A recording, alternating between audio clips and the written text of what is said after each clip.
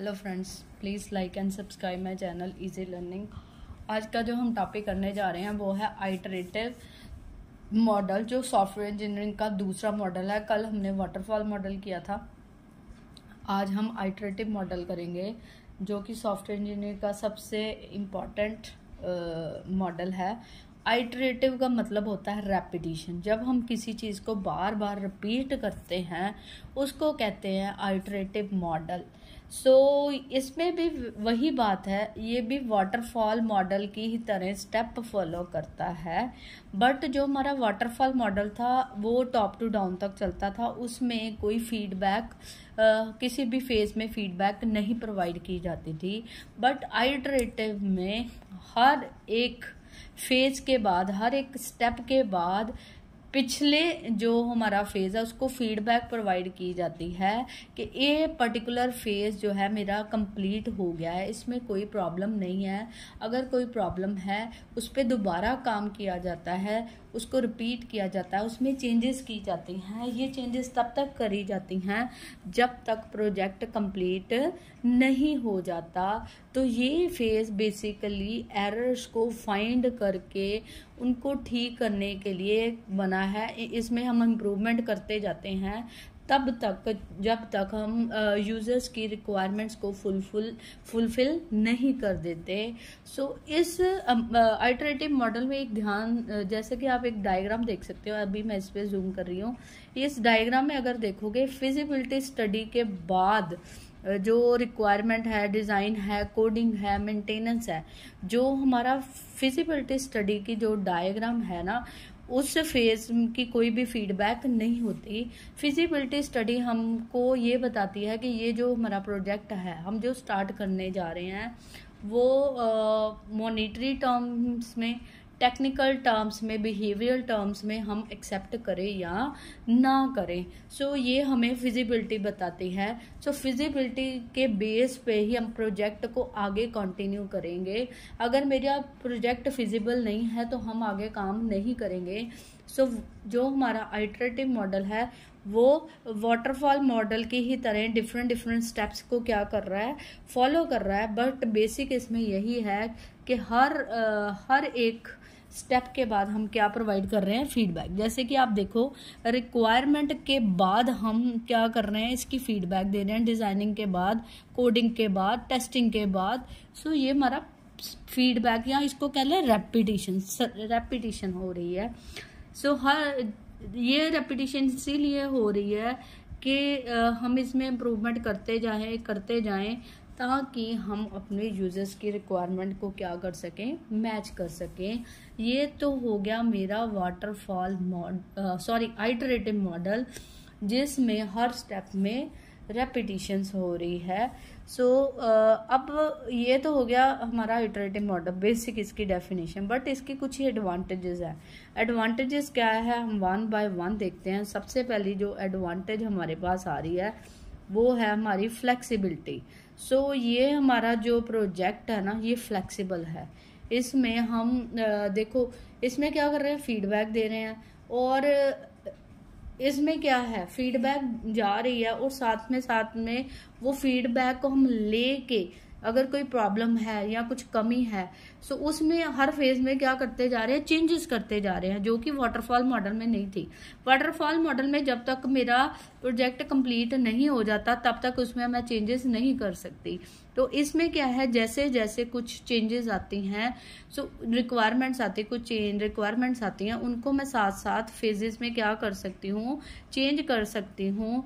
इसलिए ये क्या कह सकते हैं, ये हमारा जो है क्या है, मॉडल फ्लेक्सिबल। नेक्स्ट आ जाता है कोलैबोरेशन। जैसे ही ये जो मॉडल है डेवलप, इसमें दो पार्ट्स में हो रही है। एक तो यूजर इन्वॉल्व है, एक डेवलपर इन्वॉल्व है। यूजर सॉफ्टवेयर को यूज करके फीडबैक दे रहा है, डेवलपर उसमें चेंजेस कर रहा है। अगर तो पॉजिटिव फीडबैक है तो आगे चलेगा, अगर नेगेटिव है तो उसमें जो हमारा फेज है उसमें चेंजेस कर रहा है। हम कह सकते हैं कोलैबोरेटिव वर्क है।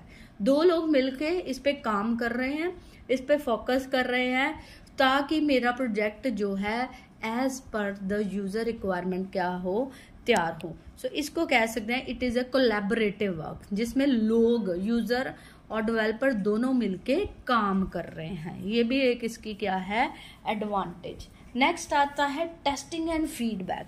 सो हर फेज में हम क्या कर रहे हैं, चीज़ों को टेस्ट कर रहे हैं, डिज़ाइन, रिक्वायरमेंट, कोडिंग। टेस्ट करने के बाद हम उसकी क्या दे रहे हैं, फीडबैक। सो इसलिए हम कह सकते हैं इसकी नेक्स्ट एडवांटेज ये है, इसमें साथ साथ टेस्टिंग हो रही है और साथ साथ ही हम इसकी क्या कर रहे हैं, फीडबैक दे रहे हैं हर एक फेज की। तो ये भी एक एडवांटेज है। अगर तो पॉजिटिव फीडबैक है तो it okay, quality is good. अगर नेगेटिव फीडबैक है तो इट रिक्वायर चेंजेस।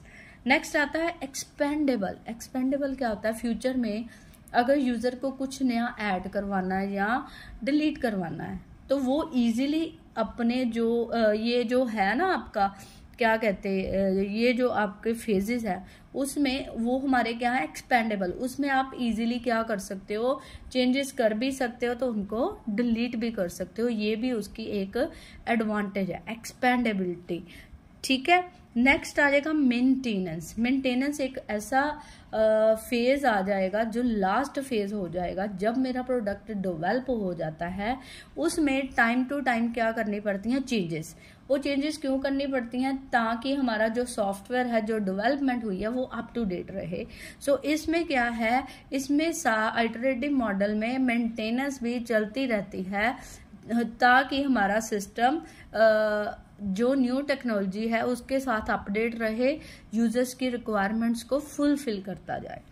नेक्स्ट आ जाएगी इसकी advantage easy and simple. Easy and simple, इसको समझना और इसको बनाना बहुत इजी है। हर एक स्टेप पे हर एक चीज की क्लैरिटी है, कैसे फीडबैक प्रोवाइड करनी है, कैसे आगे चलना है, कौन से स्टेप के बाद कौन सा स्टेप आना है। सो इसलिए इसको बनाना और अंडरस्टैंड करना क्या है, इजी है। नेक्स्ट आता है क्वालिटी इंश्योरेंस। क्वालिटी इंश्योरेंस क्या कर रही है, क्वालिटी इंश्योरेंस का मतलब होता है कि जो प्रोडक्ट बनाया है ना हमने, वो क्या हो, without any error, without any problem हमारा प्रोडक्ट क्या हो, जनरेट हो। सो इसमें हम रेपिटेशंस कर रहे हैं, बार बार चीज़ों को चेक कर रहे हैं। जितनी बार चेक करेंगे उतनी बार एरर्स आएंगे, उतनी बार हम उनको रिमूव करेंगे। सो इससे बार बार चीज़ों पे काम करने से वो चीज़ क्वालिटी वाली हो जाएगी, बग फ्री हो जाएगी, यूजर रिक्वायरमेंट के अकॉर्डिंगली हो जाएगी। तो ये इसका नेक्स्ट एडवांटेज है, it is a quality, it ensures the quality. Customer satisfaction, ये अभी कोई भी प्रोडक्ट बनता है वो यूजर्स की रिक्वायरमेंट के अकॉर्डिंग बनता है। तो ये भी जो हम मॉडल यूज कर रहे हैं ये भी यूजर्स की रिक्वायरमेंट को क्या कर रहा है, फुलफिल कर रहा है। नेक्स्ट आ जाता है ये जो हमारा आइटरेटिव मॉडल है, जो एजाइल टाइप की ऑर्गेनाइजेशन होती है उनके लिए ये क्या होता है, गुड होता है। सो एजाइल टाइप की ऑर्गेनाइजेशन इसको क्या करती हैं, एक्सेप्ट करती हैं और इसके ऊपर अपना काम, जो अपना प्रोजेक्ट होता है उसको बनाती हैं। ये तो होगी इसकी एडवांटेजेस। नेक्स्ट क्या है, disadvantages. No feedback for feasibility study. Feasibility सबसे इम्पोर्टेंट था, क्योंकि फिजिबिलिटी स्टडी में अगर मैंने सही एनालाइज किया कि मेरे पास पैसे हैं, मेरे पास रिसोर्सेज हैं, मेरे पास इन जो लोग हैं इसको एक्सेप्ट करेंगे, अगर फिजिबिलिटी स्टडी मेरी सही हुई है तो इस प्रोजेक्ट की क्या हो जाएगी, बल्ले बल्ले पंजाबी में कहते हैं। अगर फिजिबिलिटी स्टडी गलत हो गई, अच्छी तरह से एनालिसिस नहीं हुआ, तो प्रोजेक्ट के फेल होने के चांसेस ज़्यादा हो जाते हैं। सो फिजिबिलिटी स्टडी का भी कि जो हमने एनालाइज किया है, जो हमने सोचा वो सही एनालाइज किया है या नहीं किया, इसके बारे में यूजर से पूछ लेना चाहिए, बट उसके लिए तो कोई फीडबैक नहीं है। सो इसलिए पहली इसकी डिसएडवांटेज हो गई नो फीडबैक फॉर जो है हमारा फिजिबिलिटी स्टडी। नेक्स्ट आ जाएगा not good where requirements are not clear. जहाँ पे हमारे पास रिक्वायरमेंट हमें क्लियर नहीं है, हमारी रिक्वायरमेंट्स हम वेल वर्ड्स नहीं है, वहाँ पे ये जो प्रोडक्ट है ये वर्क नहीं करेगा, ये अप्रोच, ये मॉडल वहाँ पे वर्क नहीं होगी। ये वाटरफॉल मॉडल का ही बेस मॉडल है। सो इसके लिए हर एक चीज़ की रिक्वायरमेंट जब तक आपको क्लियर नहीं होगी तो आप काम नहीं कर पाओगे। So requirement should be clear at each phase. आगे आता है मोर कॉस्टिंग। इसमें क्या है, कॉस्टली क्यों है, इसमें हम बार बार बार बार रेपिटिशन कर रहे हैं, फीडबैक दे रहे हैं, तो उसमें हमें क्या लगता है, रिसोर्सेज। एक मैंने फॉर एग्जांपल एक मैंने डेवलपर ही हायर किया है, वो रिक्वायरमेंट फेज या डिजाइनिंग फेज पे एक ही पार्ट पे काम कर ही जा रहा है, यूजर उसको यूज करके फीडबैक दे ही जा रहा है, पॉजिटिव नेगेटिव, उस पे ही काम करता जा रहा है। क्योंकि डेवलपर की हमें क्या पे करनी पड़ती है, सैलरी। वो एक पे ही काम करेगा, जितने ज्यादा दिन लगाएगा उतना ही हमें उसका क्या पड़ेगा, खर्चा पड़ेगा। सो इसलिए हम कह सकते हैं ये हमारा क्या हो सकता है कि सेम रेपिटिशन होने की वजह से ये प्रोजेक्ट या ये मॉडल हमारा क्या होता है, कॉस्टली, टाइम कंज्यूमिंग। सेम उसी के साथ रिलेट हो गया, बार बार काम करते हैं, दोबारा चेंजेस करते हैं, इसलिए ये क्या हो गया, टाइम कंज्यूमिंग। नेक्स्ट आ जाता है रेपिटिशंस आर गोइंग ऑन। देखो जैसे जैसे टेक्नोलॉजी चेंज होती है वैसे वैसे यूजर्स की रिक्वायरमेंट भी चेंज होती रहती हैं। यूजर कभी स्टेबल नहीं रहता, आज ये है ना तो कल बोलेगा ये है। वो जो चेंजेस है, जो यूजर का माइंड है वो चेंज होता ही जाना है, यूजर की चेंजेस आती ही रहनी है, तो ये प्रोसेस कभी खत्म नहीं होने वाला।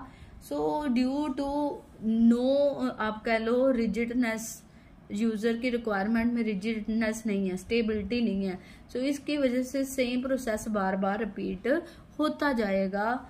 ये डिले भी होता जाएगा, खत्म ही नहीं होगा। इसलिए ये इसकी क्या होगी, डिसएडवांटेज। ये हमने शॉर्ट में आइटरेटिव मॉडल को डिस्कस किया है। I hope you like the video.